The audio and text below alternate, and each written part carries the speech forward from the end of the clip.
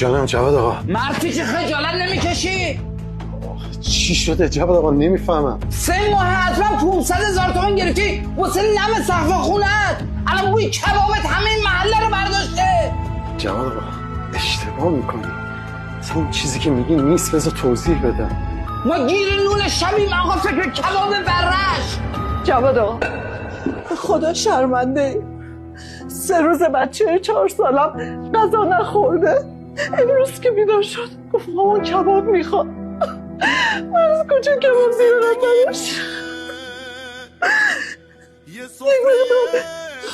مقدار پوست مرغ گرفتیم روش نون گذاشتیم بوی کباب بگیره بدیم به بچه.